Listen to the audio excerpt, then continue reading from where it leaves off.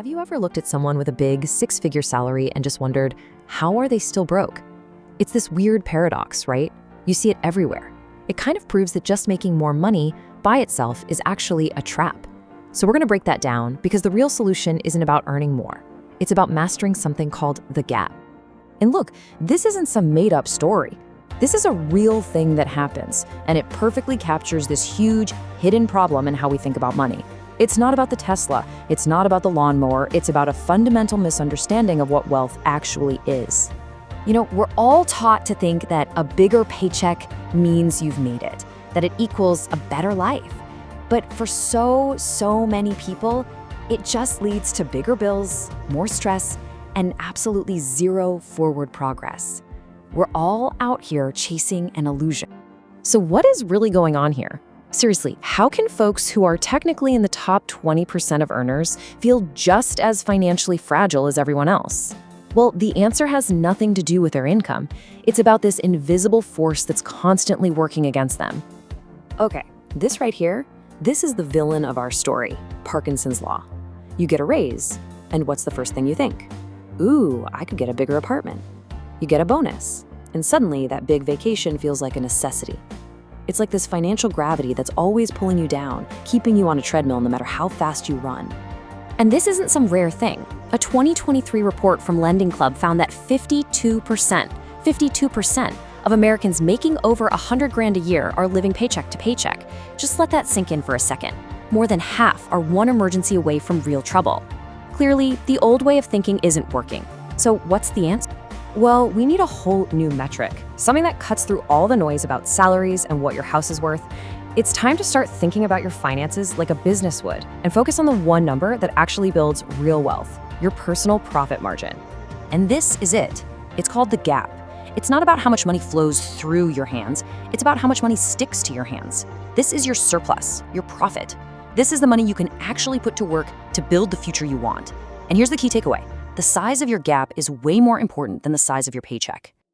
I mean, just look at this.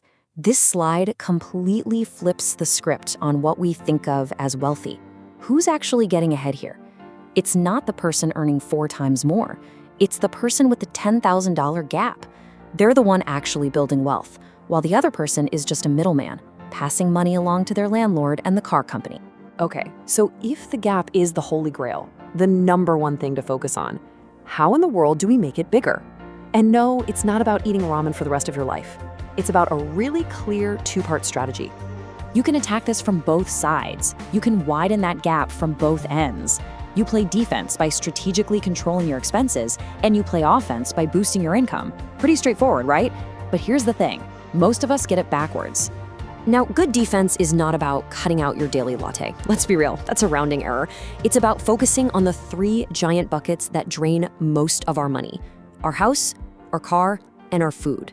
If you can get those 3 under control, you've built a rock-solid foundation. But defense alone isn't going to win you the championship. See, defense just keeps you from losing ground. If you really want to win, you have to play offense. This is where the real magic happens, where you can create explosive growth in your gap. It's a strategy that, yeah, it takes some discipline, but the payoff is just astronomical. Okay, so check this out. The concept is so simple, it's almost genius. The next time new money comes in, a raise, a bonus, whatever, you make it invisible. It never even hits your main checking account. You just keep living your life on your old income, which, hey, you were doing just fine on, and 100% of that new money becomes pure profit. It goes directly into widening your gap. And this table just lays it all out, crystal clear. On the typical path, that $15,000 raise only makes the gap a tiny bit bigger. The rest just gets eaten up by a nicer car or more expensive dinners. But with the gap strategy, boom, your ability to build wealth almost triples overnight. And you didn't have to change your day-to-day life one bit. So, we're building this awesome gap. Great, but why? What's the point? It's not just to see a bigger number in an account. It's about turning that money into the most valuable thing any of us have, our time. You gotta think of your gap as an army of little money soldiers. You can't just let them sit around in a savings account doing nothing. You have to deploy them. You put them to work in assets, things that make more money for you, even when you're sleeping. That could be index funds, real estate, a business. The vehicle doesn't matter as much as the principle, turning your savings into a new source of income. And this This is where things get really exciting. It's like a snowball rolling downhill. Your invested gap starts making money on its own. That money gets added back to your income, which makes your gap even wider next year, which lets you buy even more assets. The gap actually starts to feed itself. So all this work is pushing you towards a single goal, your freedom number. This is the finish line. It's the amount of money you need invested so that the returns can cover your living expenses forever. And here's the most important part. That number is based entirely on how much you spend, not how much you earn. The wider your gap and the lower your expenses, the smaller your target is, and the faster you can get there. I mean, come on, this example says it all, doesn't it? Who actually wins the race to financial freedom? The teacher, almost every single time. Why? Because her gap is bigger and her freedom number, her finish line, is 8 times smaller. She is running a highly profitable life, while the doctor is just running a high-revenue, low-profit operation. So here's what it all boils down to. Your gap is your personal speed limit on the road to freedom. Every single dollar you add to it is accelerating your journey to the point where working becomes a choice, not a requirement. You're literally buying back your life. All right, enough talk. Theory is great, but it's totally useless if you don't do anything with it. So let's turn all of this into a real concrete challenge you can start today.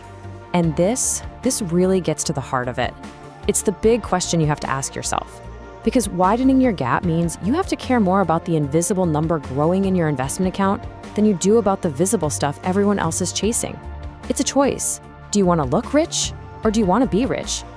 Okay, so here it is, your homework, your 90-day mission. First, you've got to calculate your gap. You can't improve what you don't measure. Second, choose one lever, just one. Don't try to do everything at once. For the next 90 days, you're either all in on offense, increasing income, or all in on defense, cutting a big expense. And finally, you execute, you commit to that one thing, and you watch what happens to your number. So let me just leave you with this one last thought. Every single dollar that you spend is a vote. It's either going towards building your own army, an army of assets fighting for your freedom, or it's going to fund someone else's. Your landlord, your bank, they are all masters of their gap. The only question left is, when are you going to decide to become the master of yours?